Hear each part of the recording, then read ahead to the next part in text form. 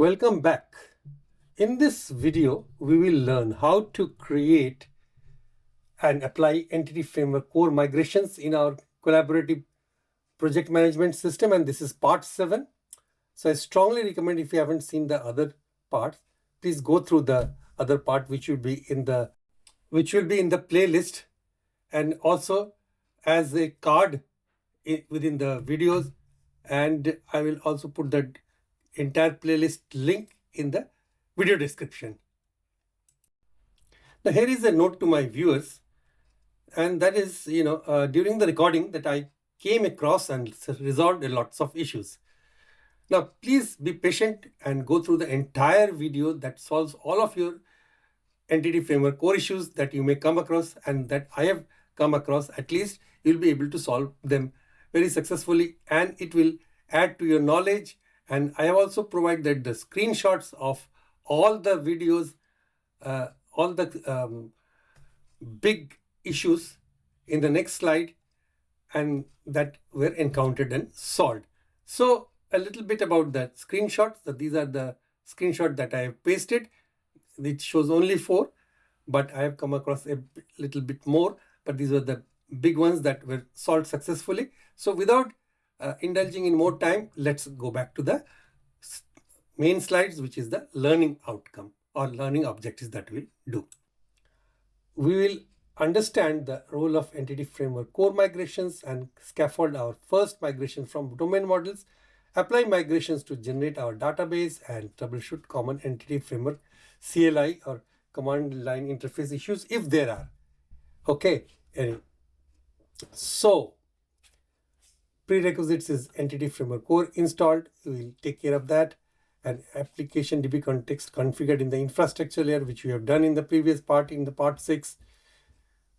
And services registered in the program.cs, that also have been taken care of. So add Entity Framework tools if needed. So we will go through this step first. So .NET tool install global.NET EF. So we'll get back to our solution folder on the Windows Explorer and run this command. Accordingly, I have opened my solution root folder. Okay, so here is Colab PM system.solution. Now I click on open in terminal and then paste this code. So .NET tool install globally .NET EF Entity Framework. If everything goes all right, it should be able to install it. So it was successfully updated from version 807 to 908. So it was already installed, but it is now updated. If it hasn't been installed, it will take the steps accordingly and tell you that it has been successfully installed. So all good so far. Now this command, this enables the CLI commands needed for the migrations.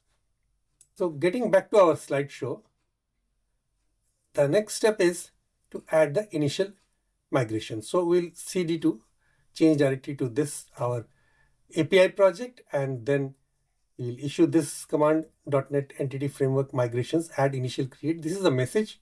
You can change this message, but I prefer this because this is the initially we are creating the migration. So initial create is fine. And then we'll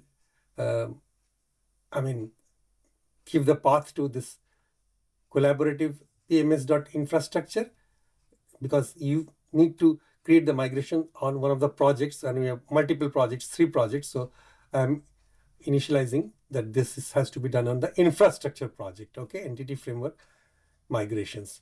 And then startup project will be my API project. This is // means we're already on the root folder.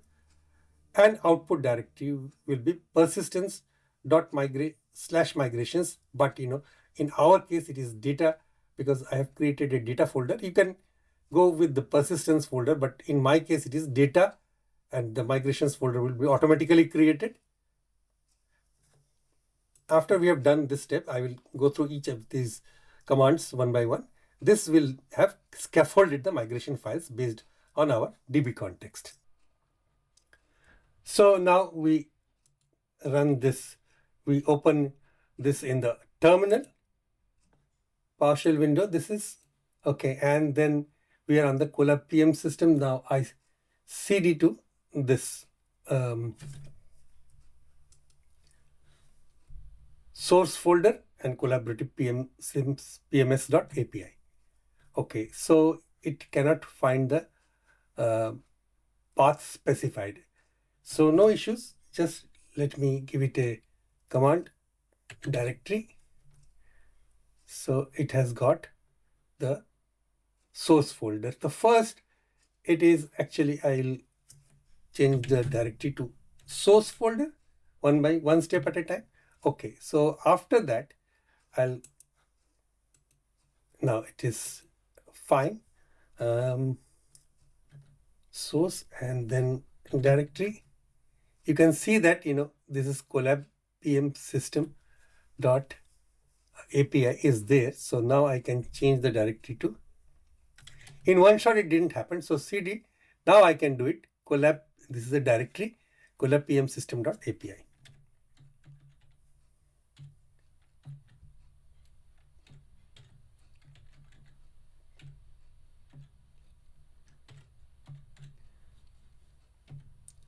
So I've cd it to this directory where I wanted it to be. Okay. Now let me show the commands that I've already shown you. So I will paste it anyway. I will put it in the notepad and I'm going to paste it in a bulk. You are about to paste text that contains multiple lines. It's okay because I have already tested it. All right. So initial create. So build has started. You can see. So it's a good idea that, we have bump across with an error, unrecognized command or argument \, and that has happened because there is one gap after this add initial create. So I will get rid of that and come back again. You can see all these gaps. It doesn't like all these gaps. There should be no white space in between these commands because I copied it to my notepad and then pasted. So it has come up, but I will just now correct it and come back to you. Okay, now you come up with another error. This is not exactly an error. So add initial create. So it has started and build succeeded. But it comes back with the warning that your startup project, Colab PM system.api, doesn't reference Microsoft.entity framework core.design. This package is required for entity framework tools to work. Fair enough. This is not an error. So I need to put it as a NuGet package. So I will come back with the command. Now I am already on the API project, as you can see. So I will add this package.net add package, Microsoft.entity framework core.design, and then see it is already installing through the command line interface. Great. Now let me clear the screen. Okay, and we'll then just verify our project that this package is added or not. So you can see that I've got this package added, Microsoft.entity framework core.design. All right. Now next thing is that since we are using SQL Server, I will be using LocalDB, MS SQL Server LocalDB, and I will just be changing the app settings.json for the connection string appropriately, which we have created in the last video. But before that, I also need to add package that is Microsoft.entity framework core.SQL Server on the infrastructure project. Okay, so I will come back to the command line. Okay, and this add this CLI command .NET add Colab. Now I will be pointing to Colab PM system.infrastructure and add this package. Okay, SQL Server, Microsoft.entity framework core.SQL Server. So now this is also getting added. All done. So now let me check it up in the infrastructure project. Yes, it has been added. Microsoft.entity framework core.SQL Server. Now, next step is that after having added all these two necessary NuGet packages to the API project as well as the infrastructure project, I'll come back to my original command, which is, .NET Entity Framework migrations, add initial create. So I'll paste it anyway. And then this command should now run successfully if everything is all right. Now again, I intentionally created this issue just for you to understand that, now it is protesting on entity framework migration add initial create. So this has come up with this backslash. That's, it is not like this backslash character. So we'll correct that again. And let me clear the screen again and paste it again. I've run this command, build started, build succeeded. Now this problem, this happens because Entity Framework Core expects our migrations to live in the same assembly as our database context, which is the infrastructure project. But our command is telling Entity Framework to run the API without pointing migrations explicitly. So here, these backslashes, it doesn't like those backslashes, which I have put as a command. So this is the command that I pasted over here. So it doesn't like the backslashes, because in PowerShell, they break the command. So we'll either have to write everything in one line, or instead we need to use caret. So I will write everything in one line and then come back again. So I have now put everything in one line, and then let's see the migration is applied or not. Okay, so the same command, .NET Entity Framework Migrations add initial create -- project, and then it is again pointing to the infrastructure project and the startup project. Everything else is the same.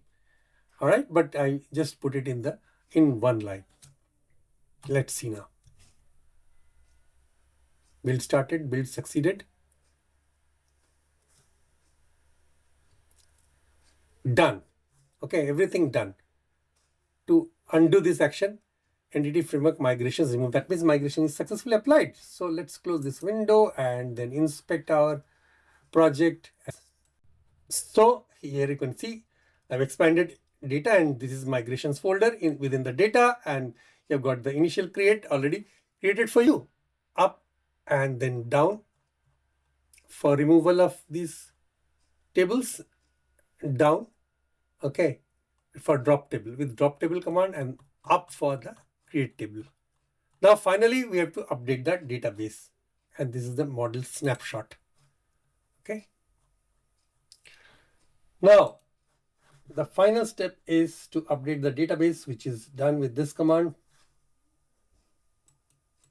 Now before I do the update database, I need to do a change in the app settings.json file, which is here, app settings.json. Let me close other files, all other files, close all tabs, and then open this app settings.json. Then now I will change the connection string to use, because I don't have any Microsoft SQL Server full express version or any other version. So I will be just using the LocalDB, okay, which is a lightweight version of SQL Server only. So I'll change this connection string to have this one. This is my app setting.json. Remember, I have changed the server to LocalDB / MS SQL LocalDB, and database name still is the same. All right, then I will apply the migration now.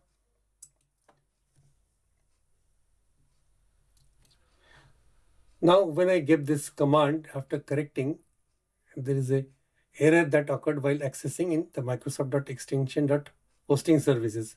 Continuing without the application service provider, failed to load configuration from this file, from the app settings. So let me resolve this and come back to you. I'll tell you the reason.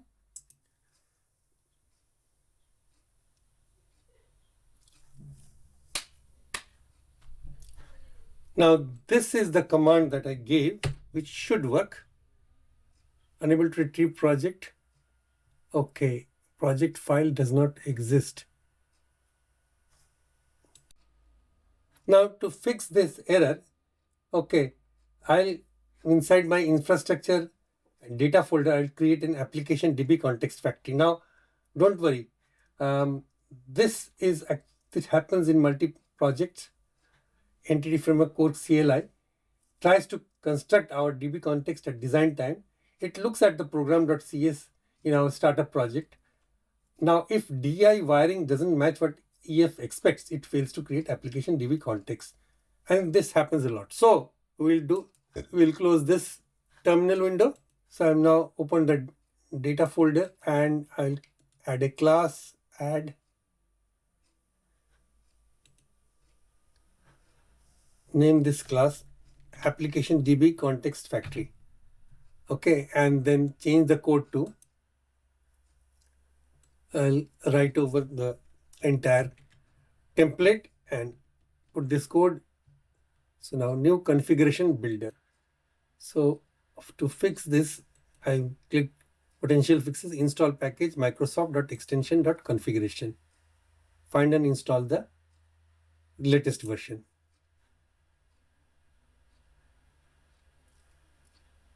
So now it has gone, and now this is using microsoft.extension.configuration, but set base path is also giving problem. Now I have to add, in order to actually solve this problem, I have to add a few extension NuGet packages on my infrastructure project.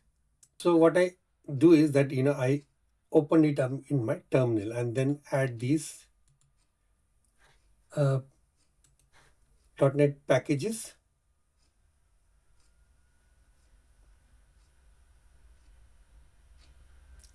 So 3 .NET packages I'm adding this way: Microsoft.extensions.configuration and Microsoft.extension.configuration.file extensions and Microsoft.extensions.configuration.json. Okay, so let me see once more. Yeah, so these are the last three ones that has been successfully added with the terminal command. Now I will change the code again. So here my code has changed, so I'll just copy everything, clear the window, and then Control V and then S. Okay. So after all these changes, okay, everything looks to be all right. And then I will reissue the entity framework database update command back on collab pmsystem.api, that folder, and then I give this command once again.